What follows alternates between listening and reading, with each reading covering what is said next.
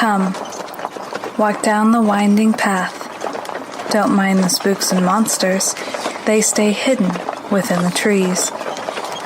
There are mysteries in this world that you need to know, and paranormal truths that need to be told. Come, step up into the caravan, where we share tales of old as well as new accounts about things you thought only existed in your nightmares.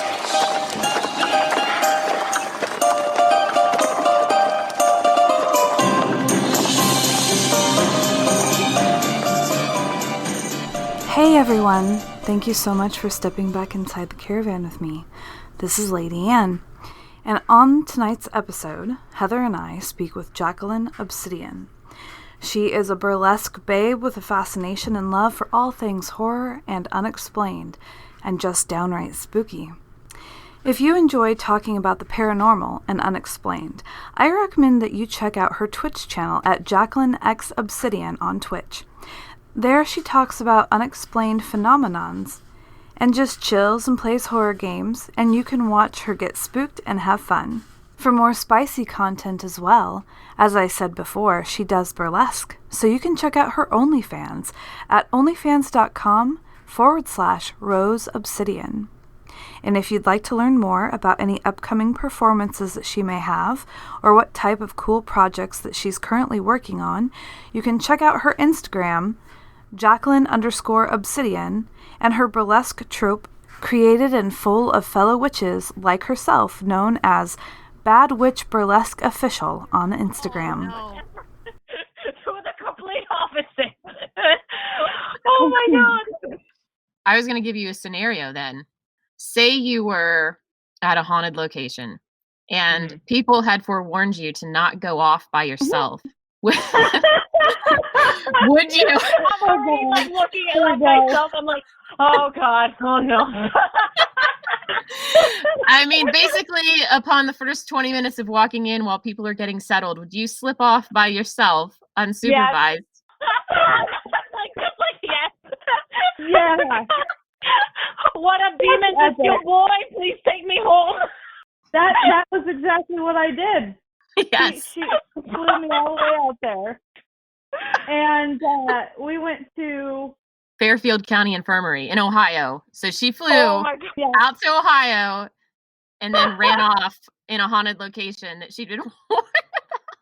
Yeah, no, and this thing had multiple floors, and I wind up in the basement alone. Of course, I felt like something legitimately touched my head or grabbed my hair, and then of course I fly back up all the stairs, and bam, there I am, panting from running in front of the group. And apparently I look like extremely pale, and oh yeah, it was an adventure. It's like, this did not go as planned. I was hoping for like a really fun Scooby-Doo moment. This did not go as planned. Yep, exactly. Oh my gosh. Where in St. Augustine did you have experiences, and what were they? Oh, goodness. Okay. Going back, I want to say I was either 15 or 14 years old at the time. My friend from high school at the time, her parents had actually booked us a bed and breakfast in one of the historic bed and breakfasts in St. Augustine. There was one we went to called the Lavender House. And it is absolutely beautiful. Like, I highly recommend it. It's one of the most historic places in St. Augustine, and it has a lot of ghostly history. And it's also a lavender colored, which made my inner cottagecore dreams at the time go like, oh, I want to live here. I love it. And they had like a butterfly garden. It had a gorgeous patio, and they also had tea time. They had wine and cheese in the evening, which me and my friend that we were like 14, 15 at the time, we're like, oh my God, we're adults now. We're drinking wine at like 9:30. We're so cool. And when we first got there, the innkeeper, very, very sweet older woman, she was giving us a little bit of history of the house. So She said that the original owner of the home was known as Lady Lavender. She had that name because she would always adorn herself with lavender oils to smell nice. And apparently she had been having a secret affair with the town doctor at the time and thinking that he was going to run away and marry her and just live happily ever after. He ended up telling her that, I can't leave my wife and kids. We have to end this. I'm sorry. And she became so heartbroken that she actually threw herself off the balcony window and killed herself, which is sad. So they said if you ever smell lavender, like very, very close to you to where the smell is almost right into your nostrils, it means that she is in the room with you. And I think I only encountered that once. And I didn't think anything about it at the time because I was like, well, this is a very beautiful location. They probably had candles or something to make it smell like this. But then after being told the story, I was like, okay, so what does she do? And they were saying she's a very docile spirit. She just likes to linger and kind of watch. But there had been reports of people kind of seeing like a figure of a woman on the balcony, or they have heard the balcony doors like just slam shut completely and there's no one there. And ironically enough, when we were checking into our rooms, we had the Grandmaster Suite. Guess where the balcony was? Right there. Wow. Wow. So we got there. Me and my friend at the time were just like, and it was so funny because we would go up to the balcony and we were young. We were very dumb kids. We were like daring each other at night, like, hey, it's 12:30. I dare you to go stand on the balcony alone in the dark. Like we were some dumb kids. We were hoping so badly to, I guess, see something, but other than just smelling her, we didn't really get much of an interaction with her. The interaction we ended up getting was with another spirit who was the previous innkeeper of the home who owned it back in the 70s. They said that he was a prankster, a real jokester. He would play pranks on everyone who stayed at the inn. He always liked to joke around and had a very sarcastic sense of humor. And they said that a lot of guests would complain saying that they would come back to their hotel room and their blankets would be on the floor. And mind you, this is a bed and breakfast, not really a hotel. So the key they give you, that's yours. Like you're responsible for everything in that room. There is no maid service. There is no cleaning lady. That is basically kind of like you live there for the time, basically. Treat it as your home. Nobody's going to come in and clean nothing.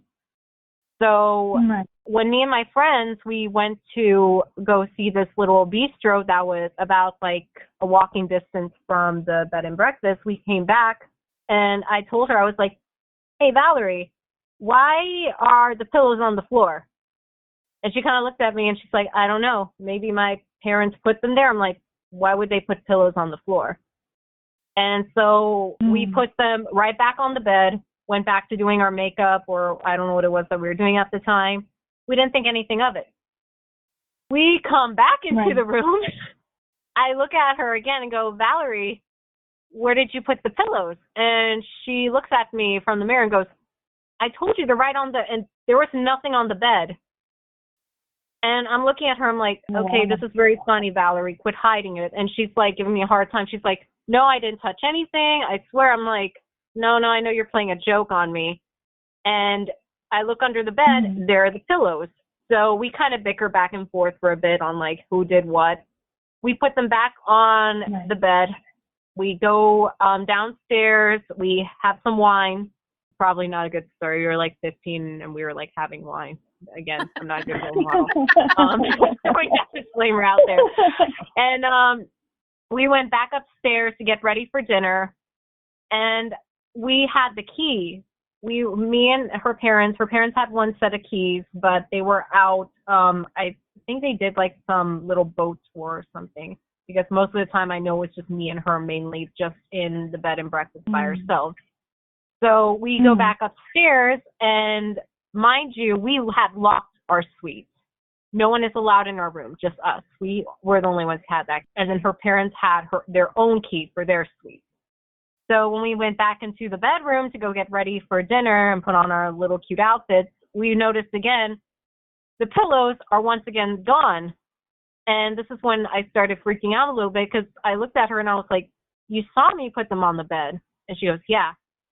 And you saw me close the door when we left. Yeah. And we were freaking out and we were like, did somebody break into our room? We started getting paranoid. So we're like looking through our stuff. We're looking through our suitcase because we're convinced at this point that somebody broke in, somebody robbed us. We went back downstairs and we talked to the innkeeper and tell her, hey, did somebody go upstairs? Did you hire a cleaning lady? I know you said there's no cleaning service. This is basically our home while we're here. And she goes, no one is allowed in your room. As long as you have the key, that is your room. That is your responsibility for the weekend. No one touches nothing. And I had told her what happened, and she goes, oh, you got to meet him. And I'm like, him? And I forgot this ghost's name. I'm so sorry. I'm terrible. And she told me the bed and breakfast keeper back in the 70s, he would do that. He had died there on his deathbed of old age, but he was a huge prankster. He would always play tricks on the guests who would come in. He would hide their stuff. He would hide their shoes. He thought it was funny. And she said that you are not the first person to tell me this. I have had like 2 people complain today that somebody took the shoes out of their room and put them in the hallway, and they don't know who did that. Somebody had like taken their clothes and just threw them down the stairs, and they don't know who did that. And I'm like, that would actually be awesome. And my friends are just looking at each other, and we're like, no, this is a hoax. This ain't real. There's no way this is happening. We went back to the room, and the creepiest thing, and this is what basically sent us going into, okay, yeah, there's someone here with us. There is someone with us here, 100%. It's from the other side. What do we do? Was when we went back into the room, the TV was on, and it was just static.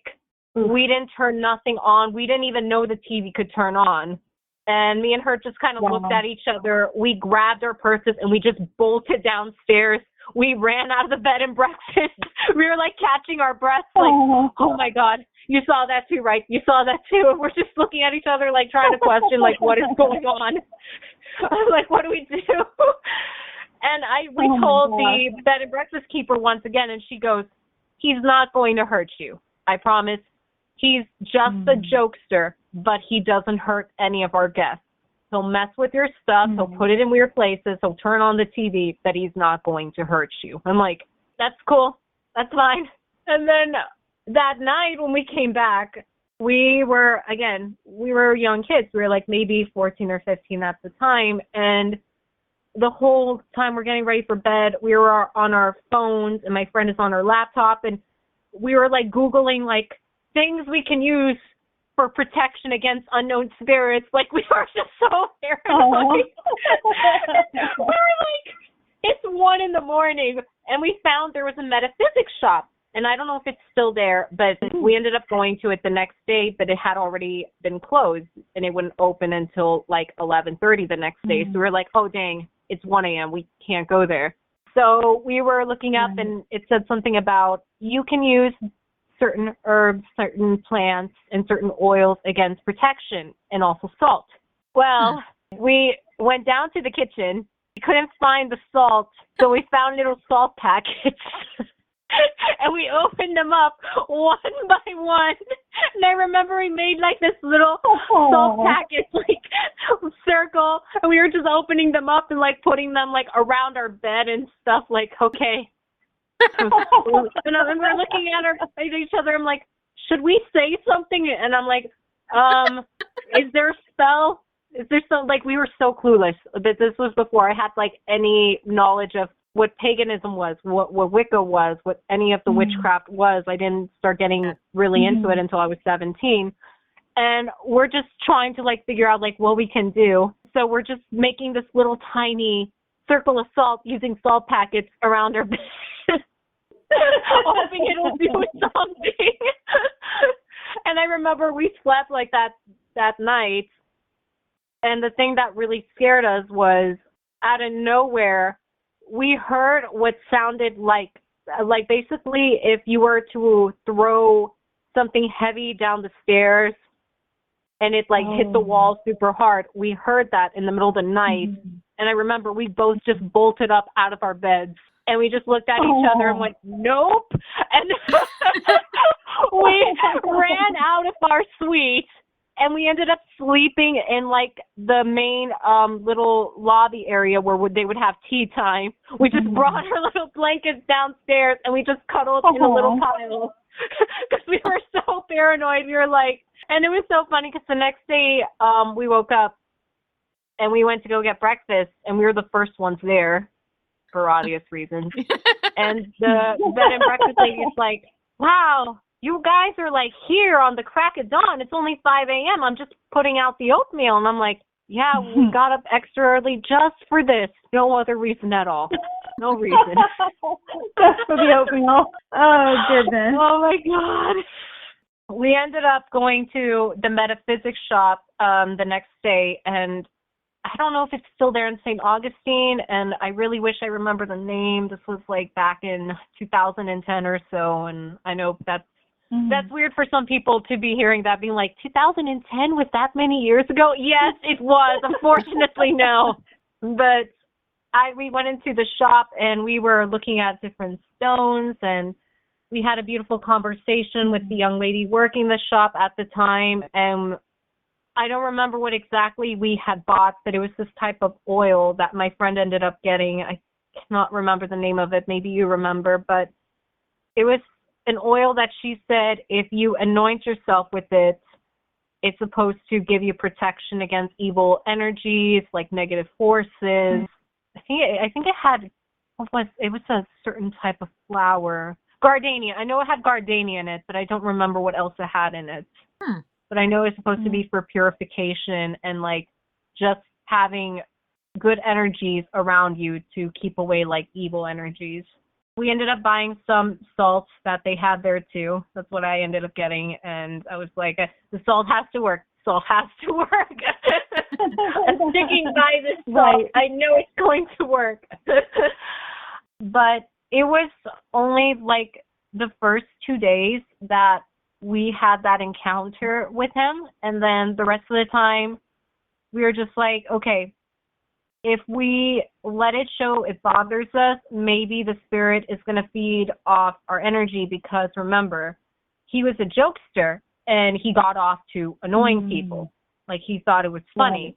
So maybe if we just act nonchalantly, like, okay, yeah, you put the pillows there, haha, you turn on the TV and not really show it bothers us, maybe he'll leave us alone. And it actually worked. Right. Like, we ignored it completely. We were just like, whatever, okay, this is what you're doing today. I don't care. I don't care. And eventually, I want to say on the 4th day, we didn't really get much interaction from him. We would have the pillows, kind of 1 or 2 of them would go on the floor, but we would just pick them up and put them back on. But it was kind of funny with how this spirit acted, because it was like almost as if, I don't know if he was aware that he's no longer living, because it was, the way it acted was very much like a person that would mess with you in real life, but then once you showed like, oh, I don't care what you're doing, they wouldn't do it as much anymore, and they would like gradually stop. Not as entertaining if girls are running downstairs screaming. No, she was like, oh man, you guys were so much fun to scare the first night. Like, what happened? And that's what the bed and breakfast keeper told us. She was like, he will mess with you if you kind of show it messes with you. Right. If you kind of just brush him off, he's not going to do anything. And he's also harmless. He just likes to mess with people. The ghosts that they said were in that bed and breakfast, the Lavender lady and the bed and breakfast original keeper, they're very docile. They will not harm you. They'll do things to freak you out, but they're not going to like physically touch you. They're not going to have like vases go through the wall or like have the bed sheets rip off of you. Luckily, I've never encountered nothing that violent, at least when it came to a spirit. And then the most interesting one, and I think the one that to this day really, really haunts me, and I've told a couple of friends who are clairvoyants and are mediums of mine, and I've always gotten different responses on what it could have been, but there is this house in St. Augustine. I don't know the exact address, but if I went there with you, I could walk you straight to it. I know exactly what it looks like. But when we were coming back from dinner one late night, me and my friend, we were passing this mansion that, like, I already got a weird feeling from it because all the other houses surrounding it were very historical and you could tell they were old, but there was still some life to them. Like, there was still some vegetation, or there was like a flower bed, or you could tell that there were something around it still trying to keep it alive. But this house that we passed, it felt out of place, like it did not belong there. It looked like a very historic home, but it felt so desolate. It barely had any grass. It was very barricaded off, and we didn't understand why. And I remember stopping in the cobblestone street and just staring at the house for a really long time, and I didn't understand why at first.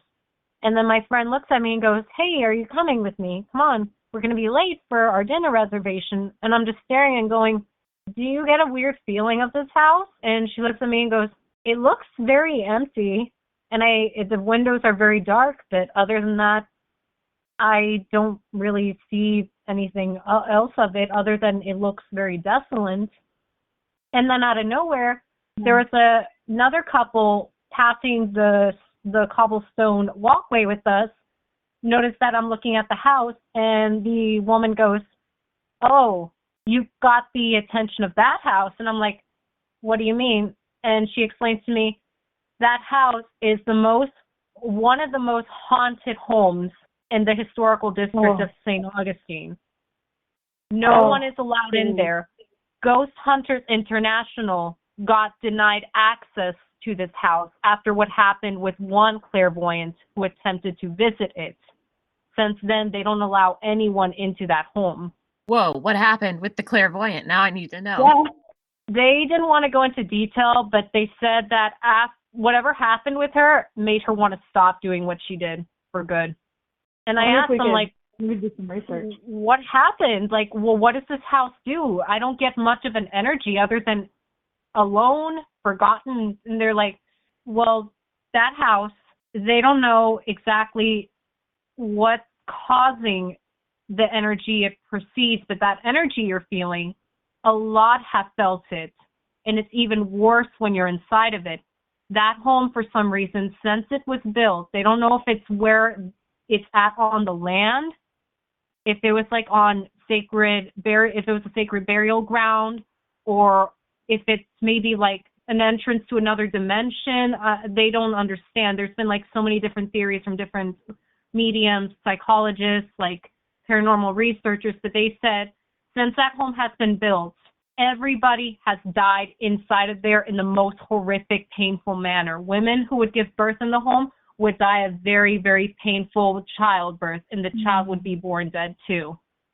People would just go out in the most painful ways possible, to being murdered, to being poisoned, to committing suicide in the most painful manners. They said there's something in the energy of that house, since it was built, convinces you to get so sad, to just be written with melancholy, that you just want to physically hurt yourself in the most intense way possible just to feel something again. Wow. And they don't understand why. Well, it sounds like we need to get down there, and you need to take us to to at least see the house. I don't think I want to be in it. No one into it. I But actually asked, I was drive like, by. can you go inside? And they said, no, for the safety of everyone, you are not allowed access. There is only one person, I think she owns it, and she doesn't even like going inside of it.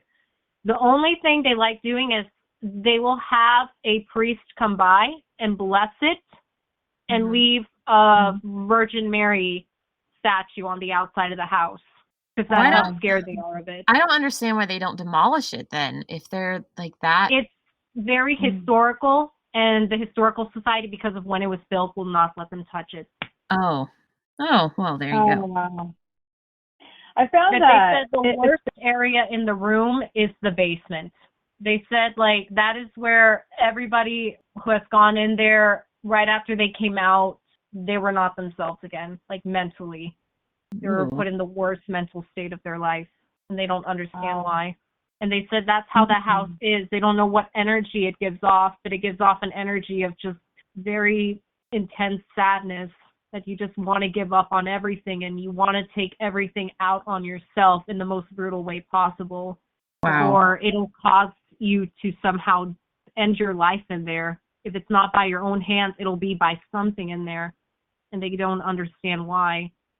When I was passing it, though, I saw what looked like a light inside of the upstairs, and the light was very opalescent, and it was not transparent. It was not something out of the street, like, you know how if you saw a car go by a house and the lights would reflect off the window, but it was a little bit transparent and almost shiny? It was not like that. No, this was a full-blown figure. It was like a silhouette of a woman. I just want to say, I don't know if it was a woman, because it just, the way it looked almost like she had either a dress or a robe. I could probably draw it for you if I had a pen and paper. But other than that, I couldn't see any facial features. I couldn't see nothing. I just saw what looked like a very non-transparent opalescent figure in the upstairs. And like my friend saw it too. And we're just staring and we're like, you see that? And we got closer. At one point we were going to like, okay, we're going to get arrested for trespassing, but I have to see what this is. And I was going to go over the picket fence, but by the time I was trying to put my foot over, it was gone. Just dead. It was completely obsidian inside of there. You couldn't see nothing through the windows anymore. And I look at my friend and I'm like, you saw that, right? Yes. And you didn't see any cars. You didn't see any motor scooters. You didn't see nothing drive by. And my friend's like, no, I've been the only one standing here with you this whole time. I didn't see nothing. You didn't see nothing. I've talked to a couple of friends and they said with the color that it was, if it was opalescent, it probably wasn't a harmful spirit. This is what some have told me. It was probably maybe the spirit of someone who's trapped in there, maybe trying to ask for help.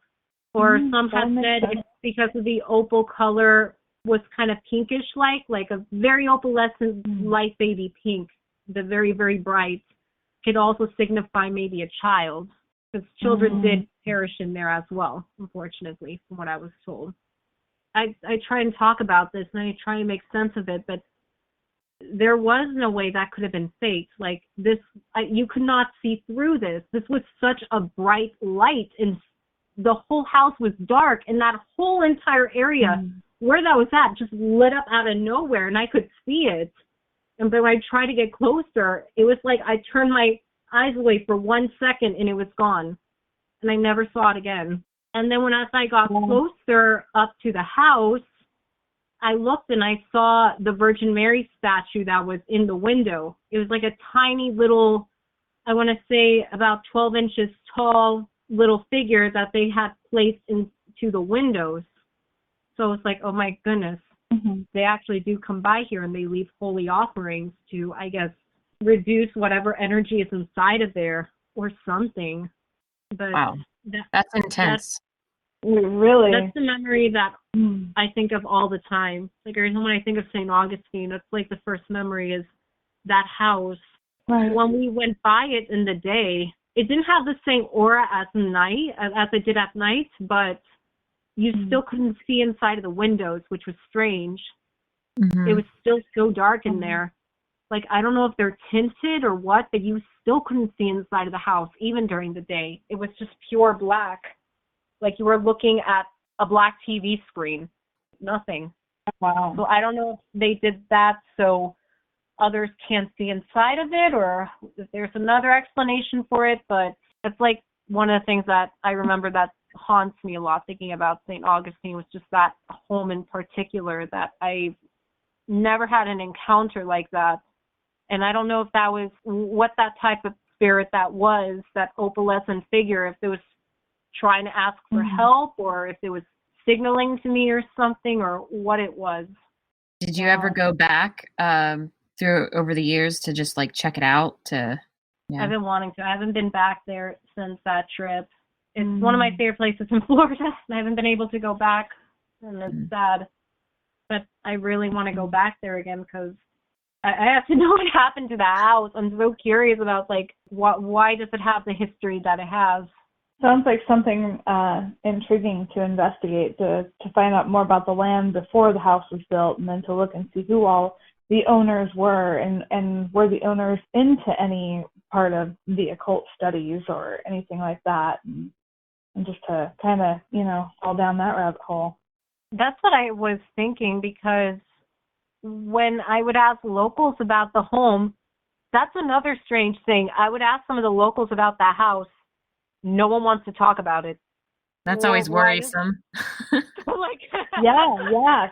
I mean, imagine something so bad that you're afraid to talk about it, because if you even speak about it, then it connects you to that energy, and what could happen to you? That's an amazing thought. Even talking about it right now, I'm not even joking, my hands feel frozen. Like I feel so cold right now. Yeah, we'll have to look into it more, because that's fascinating.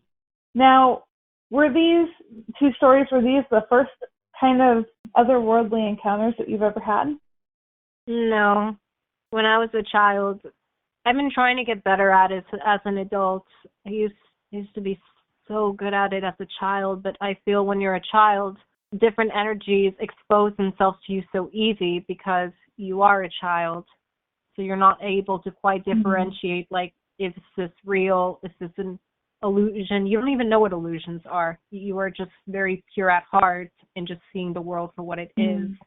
But I remember my first ever encounter with a spirit was my grandfather, actually, my mom's dad. I was a baby when he passed away. He got to hold me once, and I was still a newborn. And then after that, my mom said he passed away later that year in December. So I never got to know him as, like, more of a toddler or a child or ever, sadly. But when I was 5 or 6 years old, my mom said, you were watching TV, and then out of nowhere, you just stopped. You shut off the TV. You ran up to the front door. You ripped it open, like you had to go somewhere in a hurry. And I stopped doing what I was doing in the kitchen. I looked at you and I was like, Jacqueline, don't go outside unsupervised. What are you doing? And I ran outside, stood in my front yard, and I started waving. And my mom's like, who are you waving to? And I'm going, oh, it's mi abuelito. I'm Mexican, so I speak Spanish. Oh, it's mi abuelito. It's my grandfather. He came to bye. He's saying bye to me. He didn't get a chance to say bye to me, and he came by. I'm saying bye to him. Don't you see him? And my mom's like, what are you talking about? He's been dead for this long. And I told them, no, I see him. And my mom asked me, what does he look like? And I was like, oh, he's tall. He's very slim. He has his hair combed back. He's wearing a really nice suit. And he has these beautiful blue eyes.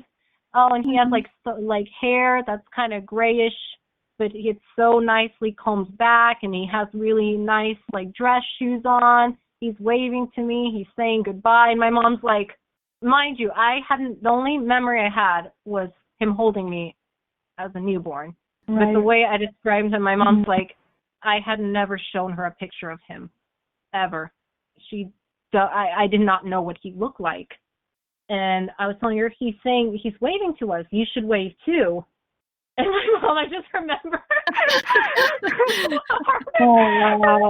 looking at me like, just like, I didn't know if I wanted to cry or what. Right? Oh my gosh. I mean, I love that story. I mean, even just listening to it, I have chills myself. I mean, it's beautiful. It really is. Yeah, I've had like a lot of experiences with my family members that have passed away like that as a child. My mom would always tell me, and the one that she always says would make her kind of like, oh my goodness, like not just my grandfather, but my mom's older brother, that according to my mother, he was very handsome, and I've seen pictures. He looks like Freddie Mercury, but like much, much taller. He literally looks like a Mexican Freddie Mercury. But my mom said, now growing up that I'm the age that I am, she's like, you remind me actually so much of him, because the way you talk and the way you act was very much like his spirit in a way when he was alive. He passed away from AIDS before I was born. Another thing is that he was highly artistic. He grew up to be a doctor, but my mom said he wanted to always be a hairstylist. He wanted to be a fashion designer. He loved art, but he was pushed to be a doctor because of the time he grew up in. It was very much like, you're a man, you can't do that. Ironically, he was also bisexual, which at the time, especially growing up in Mexico, was very much like, you don't do that if you're a man, right. Which is another reason why I can also relate with him. And I remember as a child having dreams about him, and I didn't even know who he was, but I would always tell my mom, like, oh, I had a dream that I met your brother, and I'm like, my mom's like, my brother, your uncle, the one who is the father to your cousin Richard? And I'm like, no, your older brother, Ramon. And my mom's like, sweetie, he died before you were even born. He's been dead. And I was telling her, it's like, no, he looks like this, and he looks like this, and he likes to wear like these really fancy looking clothes too, and he likes to listen to this type of music. And my mom's like, well, what are you talking about? I'm like, no, I talk to him all the time when I sleep. He says he misses you. So, wow. As a child, I always had interactions with my loved ones that passed away. Sometimes I feel I still get that from time to time, like talking about them, or every time I listen to Queen, I actually always think of him. Because that was his favorite band, and he idolized Freddie Mercury a lot, according to my mom, when he was a teenager. That's beautiful. I love that. I'm getting a little teary-eyed thinking about it. You're making me teary-eyed talking about it. This week has been incredible when it comes to hearing stories. You know, I also run KPNL, and somebody had sent me a story to add to the case files over on the blog over there. And it was about a woman who could still feel the presence of her father around. And then I think it was Saturday, I just randomly picked a previous episode of The Caravan to play on KPNL. And I didn't realize it was the one that I did with a man named Tom, who's been a longtime listener of ours. And I had brought him on, and we were talking about his ghost stories, but his ghost stories were all very loving, like this, you know, sending that message to everybody that even though your loved ones are no longer physically here, they're not gone, and they're still with us. So this is very synchronistic, and I appreciate you sharing these things.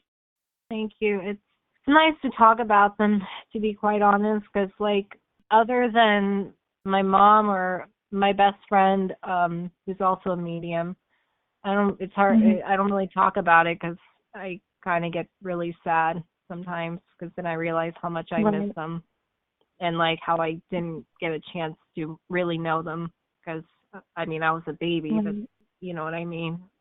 Ugh, waterworks, sorry. Yeah. Well, you're getting to kind of know them through your dreams and stuff, though, and that's a beautiful gift. Yeah.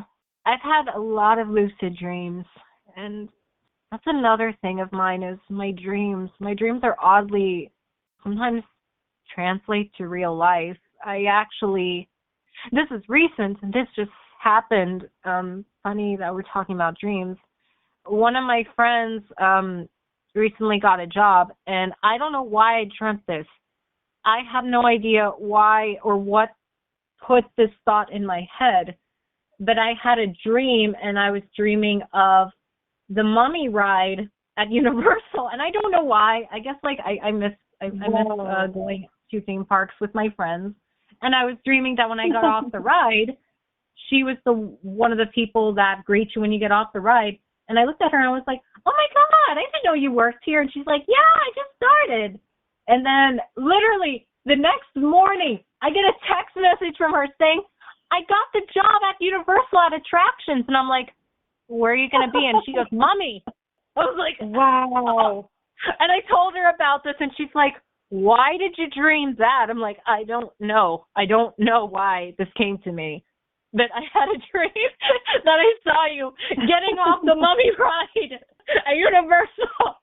That is now amazing. You're working there. And also, that's insane. It's so weird because yesterday I have kids and they play Roblox, and I had no idea that Universal had made this whole like in-game world for Roblox, and it literally is like you can go on these rides virtually with your little character and everything.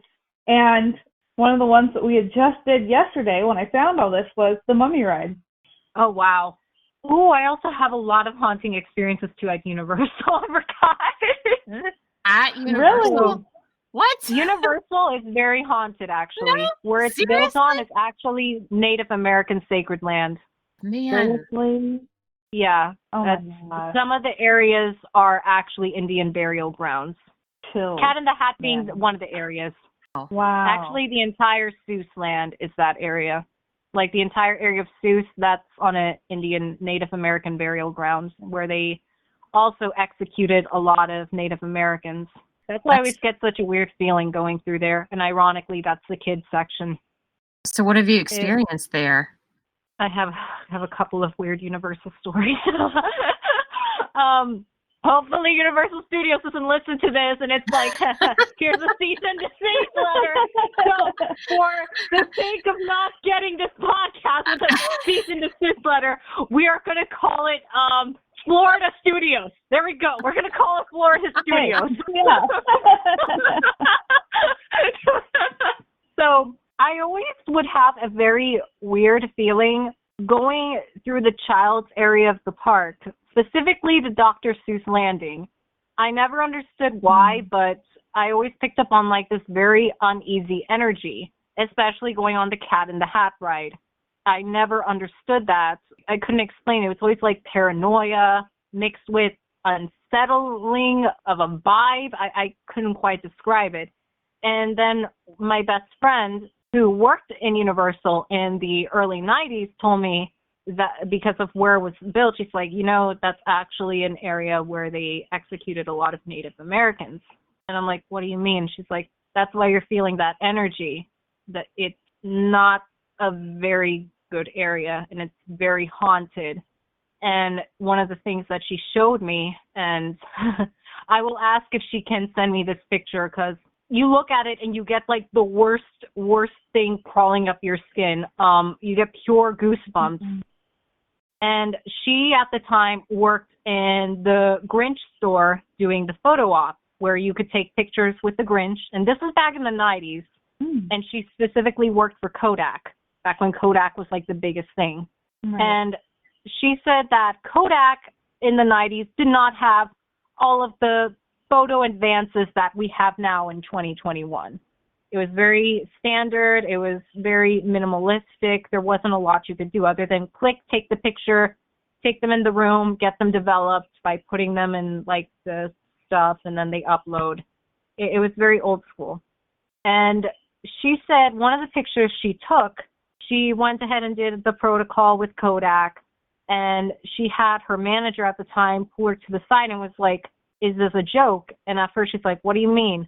And he took her to the back room and showed the picture that was developed and said, how are we going to explain this?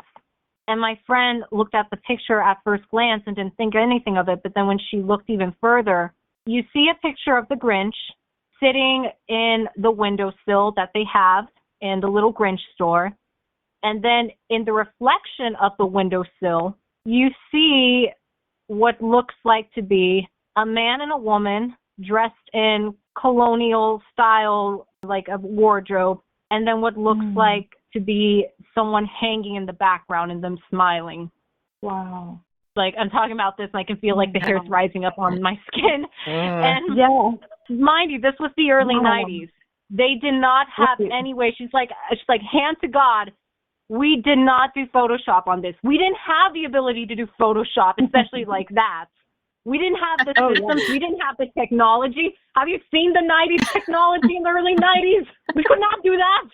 And so her boss was freaking out, thinking it was a joke that somebody did this. But to this day, they cannot explain it. So they went back to the family and said, hey, we're sorry. Our systems aren't working. We're actually having issues developing the photos. Here's a free voucher for any of the restaurants, and we apologize, and we'll give you your money back.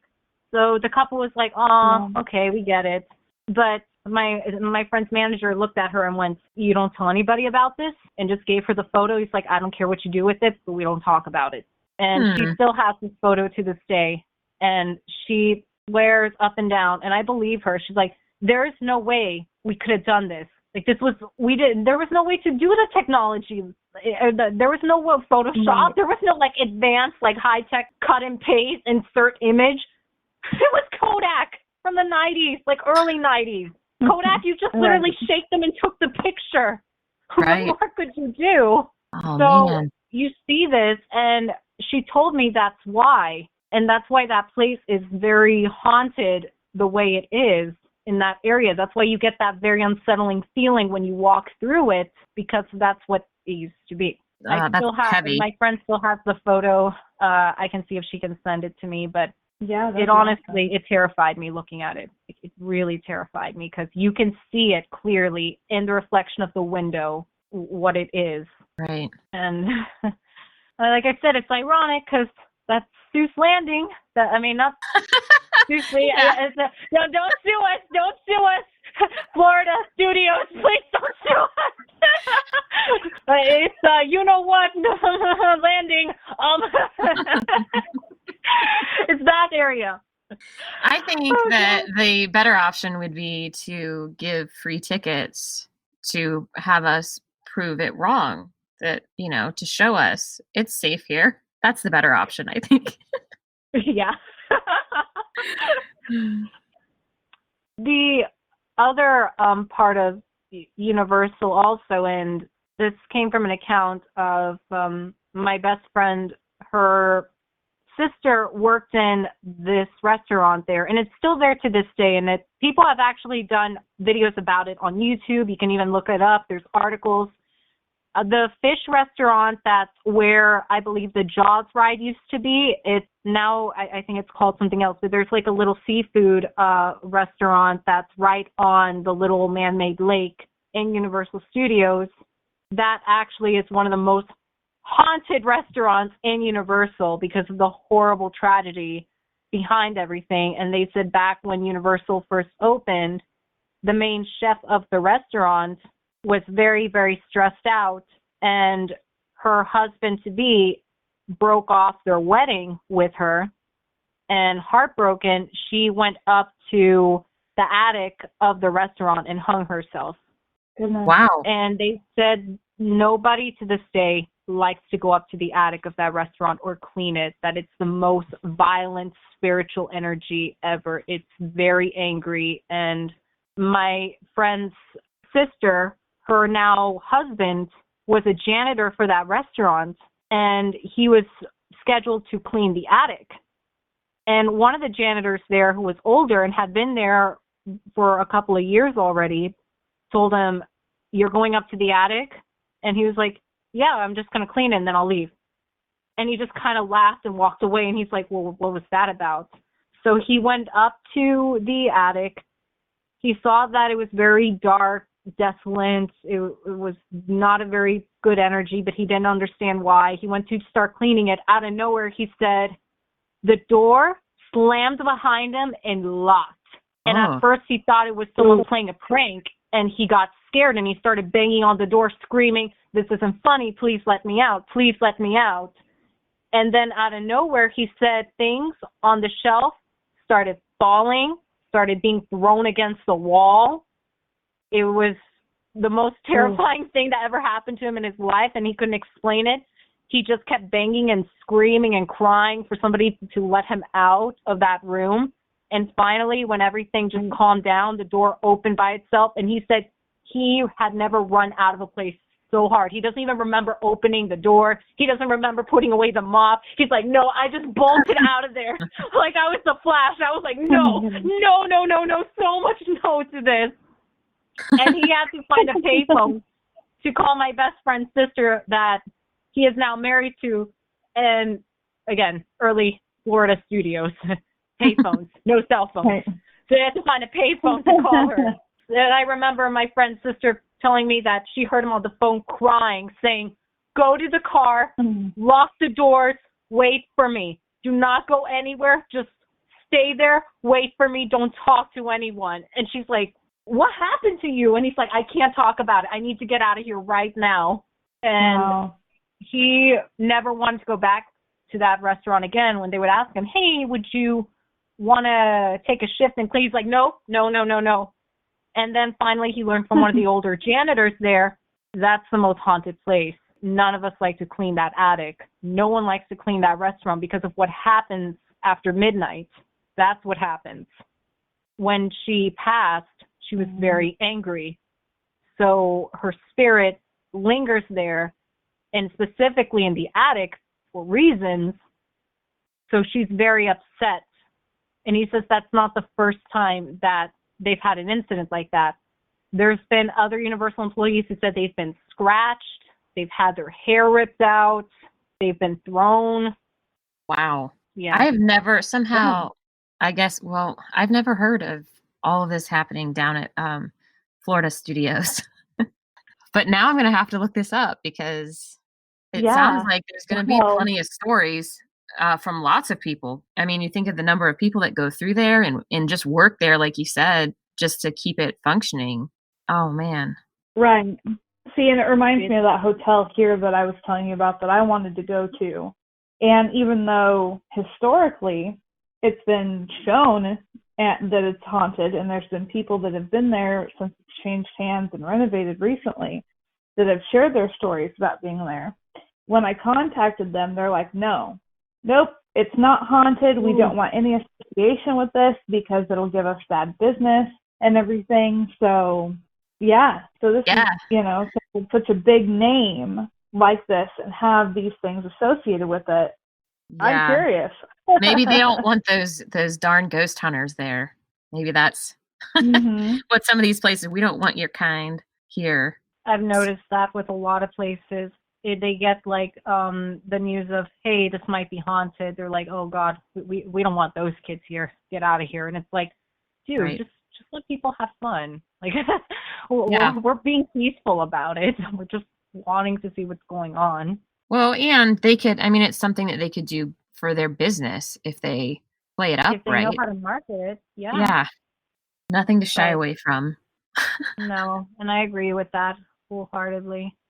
Also, maybe it needs a cleansing too. Like maybe having an empath or a medium or a clairvoyant come by, maybe give it a cleansing, or maybe try and talking to the spirit, like the one I just mentioned.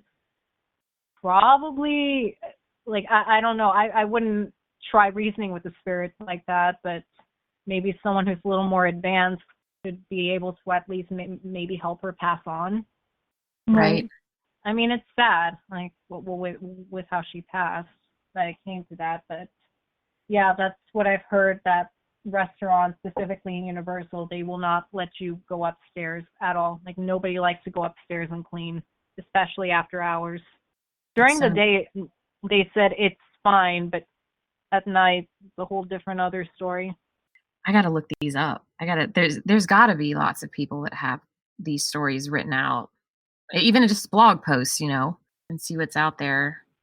Definitely is. I've had a couple of friends, like I know so many people who work in the parks, that they've told me some stories of, yeah, no, that's true. That actually does happen, but they don't want us talking about it because they don't want us to scare the tourism or like the guests to be freaked out when they bring their kids by.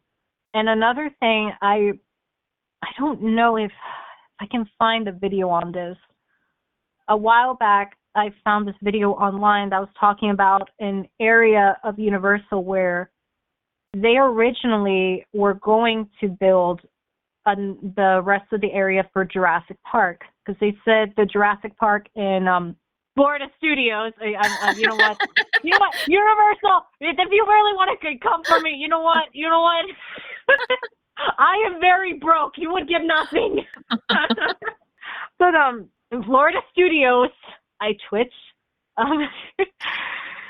There was a video online talking about that the dinosaur area, we all know what dinosaur area we're talking about, was originally supposed to be, so we're going to call it. It was originally supposed to be bigger. It wasn't supposed to just be like, okay, there's the water ride, and then it was the other side that has like the whole little show with, I think, the god Neptune and stuff. I don't remember it that well. But they said it was supposed to be a lot bigger. It wasn't just supposed to be that one little section. Now they're starting to expand it more again, from what I've heard. But they said one of the reasons they've halted the project so much is they said that the reasoning they first used was the land they were going to build it on is too wet, and everything kept sinking when they would try and build. And to be fair, that does make sense given we live in Florida, and a lot of our lands are swampland, and we're also a peninsula. But there was more investigation into this on the paranormal side, and there was a video on this that was saying that they believe that area of Universal might be built on some type of burial ground, or for whatever reason, the energy just does not want nobody touching it, doesn't want anybody to do construction there. Because they said anytime they've attempted to build something, horrific things have happened. Unexplainable, horrific things during construction. And that's why it took them so long till now to try and expand. Because for years they were trying to make it bigger, to make it this and that.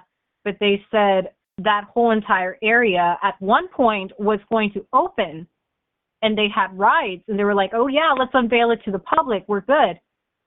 But they said every time they would test the rides out, the worst possible things would happen. Luckily, they would always use dummies and stuff to test out any roller coasters, as everybody knows that's how it works.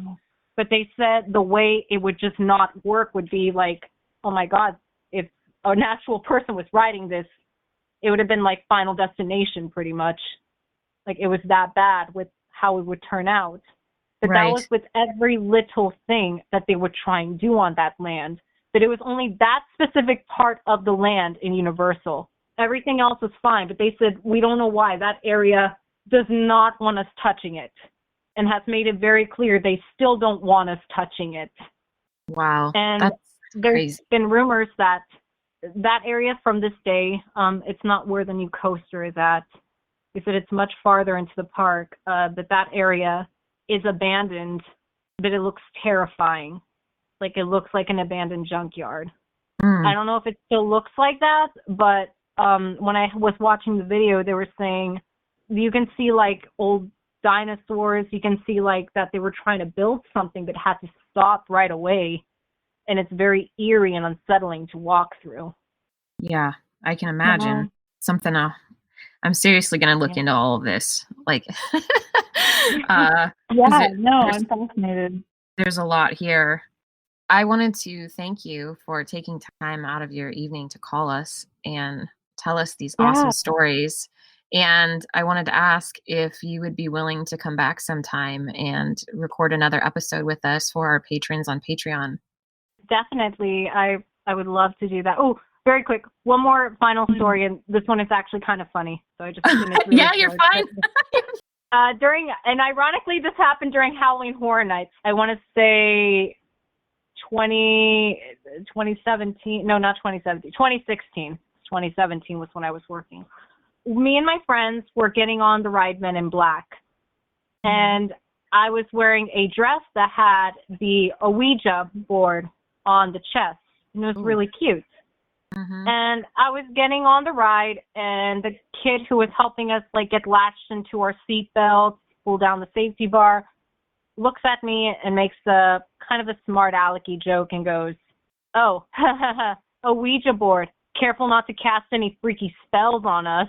And I kind of just rolled my eyes and I was like, "Ooh, don't make me talk to the other side and have them come get you." And he kind of like gave me a dirty look, and I was like, "Idiot." I love messing with people when they want to be smart asses. Anyways, the ride starts, and I had said that to him as a joke, as a like, you're being a jerk. I'm just gonna be a jerk back to you in a smart alecky way. That's the energy you're throwing at me. And as the ride's starting, my friend makes the joke about like my dress again that I was with at the time, and goes, "That dress has been creeping me out all night. It's not going to cause any weird stuff to happen, right?" I'm like, "What? You guys think I'm going to cast a spell or something and have the whole ride shut down?" And I said that as a joke. I did not. Literally going right into the area where you finally start shooting the aliens. Entire ride crashes, shuts down. And we just hear on the intercom, "Oh, we're so sorry, blah, blah, blah, blah, blah. We're having technical difficulties. Please hang in there tight." And all my friends are just looking at me like, "I didn't mean it." Oh, jeez. I was kidding. I didn't mean it. I'm sorry. That ride awesome. never turned on the rest of the night. Oh, my gosh. Wow.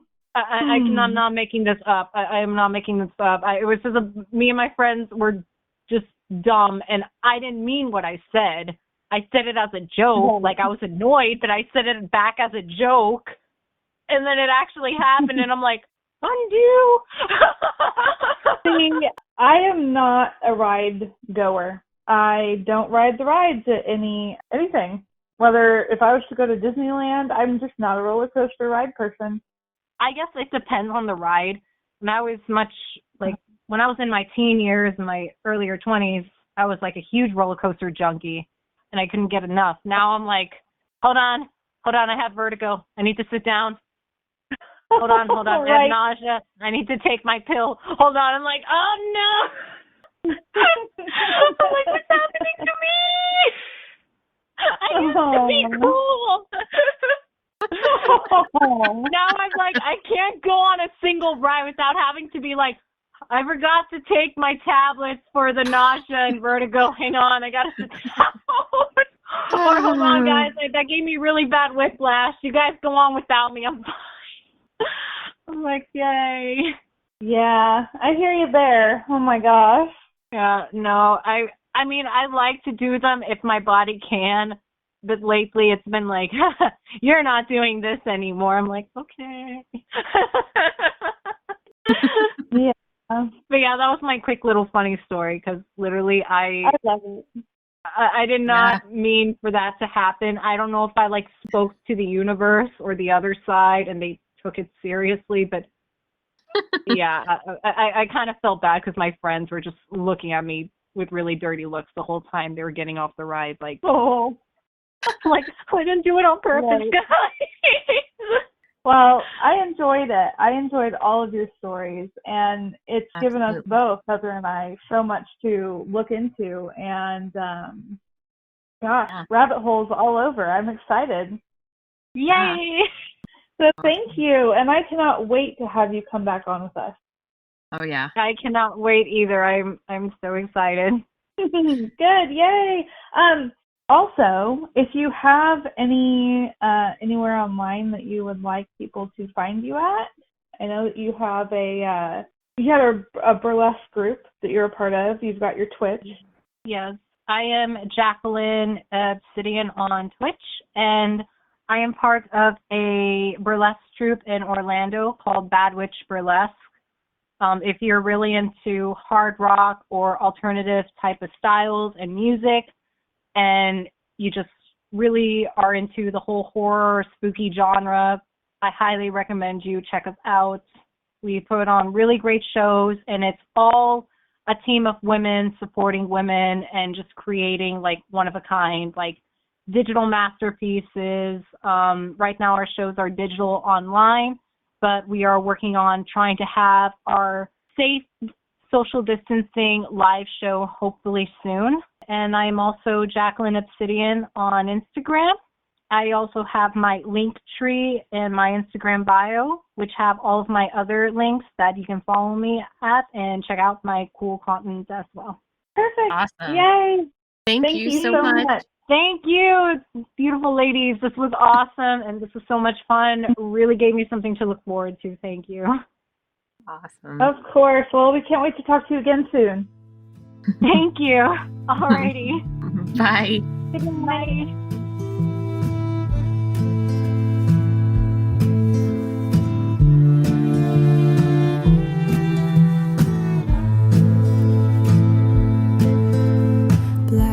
Circles round my head, leaves go up in flames of red, in flames of red. Worry ties me to the ground, feathers fall without a sound, without a sound.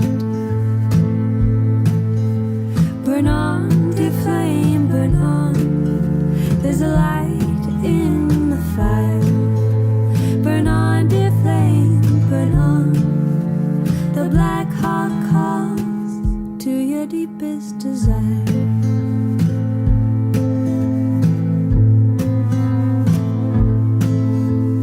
Dead, old, rotten idea. You grow heavy, then you fall, so heavy, then you fall to the ground. I lay in a pile of my broken plans. They turn red and then they fall, so red and then they fall to the ground. I'm making wings black as night. I wait until the time is right.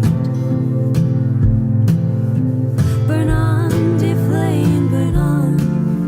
There's a light in the fire. Burn on, dear flame, burn on. The black heart calls to your deepest desire.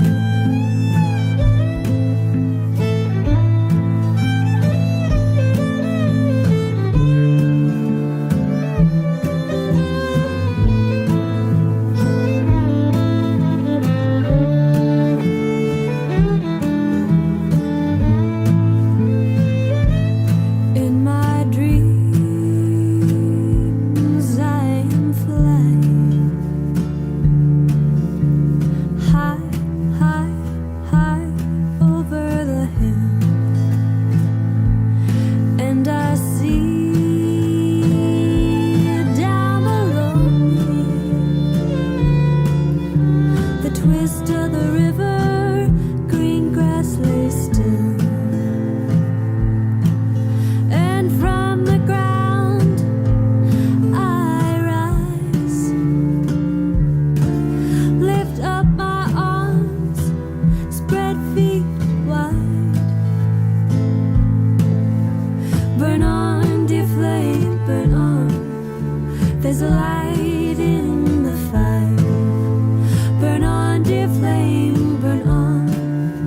The black heart calls to your deepest desire.